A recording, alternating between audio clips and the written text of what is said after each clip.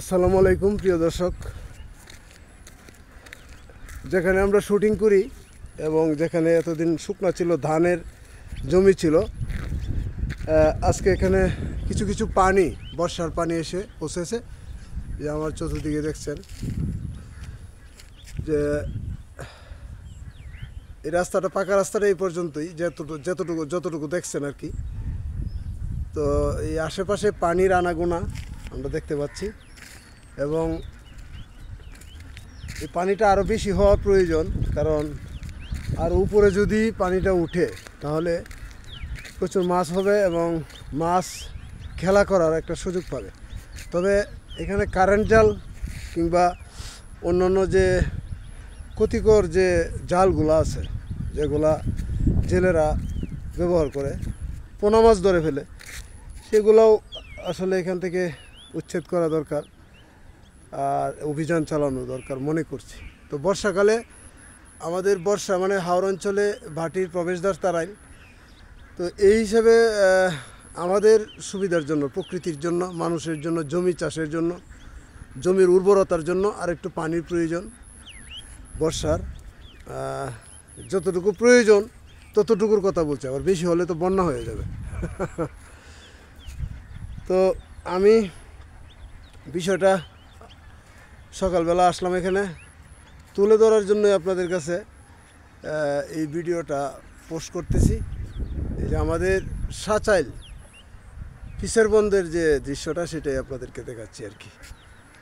তো আমি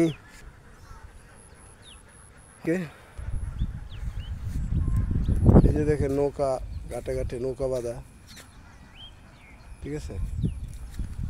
তো আমি এখানের যে বর্ষা এখনো এর চেয়ে আরো বেশি প্রয়োজন।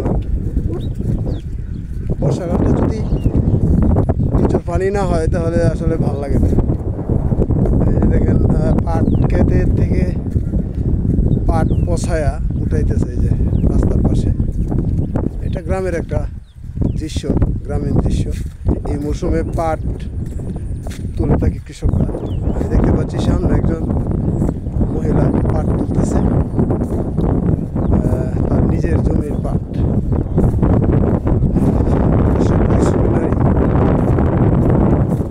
তারপরে ওই যে দেখতে পাচ্ছেন হাঁস।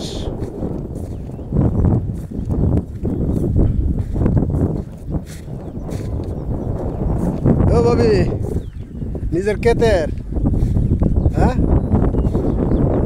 আরো আছে না? এটি তুমি আগে লাগাইছিল?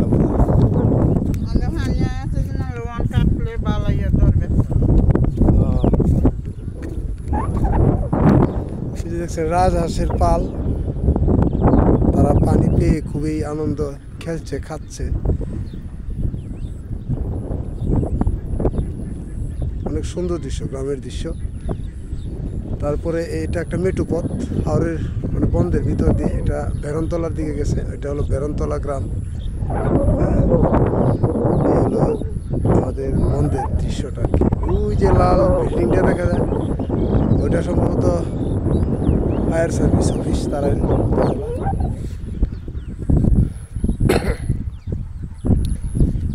মাছ টাছ কেমন ধরা পড়তেছে? মাছ কম, পানি আরো বইলে পরে।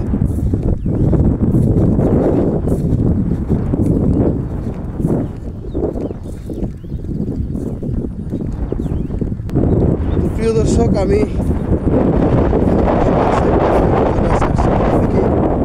দেশে বিদেশে থাকে, শহরে থাকে, তারা এলাকাকে দেখতে চায় কেমন পানি হয়েছে, বর্ষা হয়েছে। হাওর অঞ্চলের ভিতরে ইটনামিটামন ওই সাইডে তো প্রচুর পানি আছে। তো আমাদের যে গ্রাম সাইড, এই গ্রাম সাইডগুলা আপনার যতটুকু পানি আসছে আর কি, আর একটু পানি হলে ভালো হয়। আর এই মৌসুমে কিন্তু বিভিন্ন জালের মধ্যে মাছ ধরার যে জাল, যারা ভাত পাতে, তারপরে যেটা উন্নে বলে, যে মাছ ধরার বাঁশ দিয়ে তৈরি, এগুলো আমাদের প্রচুর সাপ ধরা পড়তেছে। তো বিষধর সাপ কিংবা কম বিষধর সাপ, এগুলো থেকে সাবধান থাকবেন। রাত্রে চলার পথে, গ্রামে বিশেষ করে, শহরে তো সাপ নাই, গ্রামে চলার পথে সাবধানতা অবলম্বন করবেন। হাতে একটা লাঠি রাখবেন অথবা টর্চ লাইট, যাতে সাপের আক্রমণ থেকে রক্ষা পাওয়া যায়। নিজে সাবধান থাকলে তার সমস্যা হয় না আর কি। তো সকালবেলা আপনাদেরকে এখানে নিয়ে আসলাম এটা দেখানোর জন্য। আমার পিছনের দৃশ্যটা দেখেন কত সুন্দর। এই দৃশ্যটাই বলে দেয় আমরা কোথায় আছি।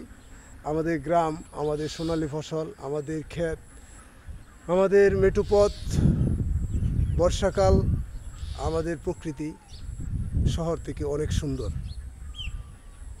গ্রামের মেঠোপথের প্রান্তে দাঁড়িয়ে আপনাদেরকে সকালের শুভেচ্ছা জানিয়ে আমি বিদায় নিচ্ছি। সাদেকুর রহমান রতন, তারাল বিচিত্রা টিভি অ্যাডমিন। সবাই ভালো থাকবেন। আল্লাহ হাফেজ।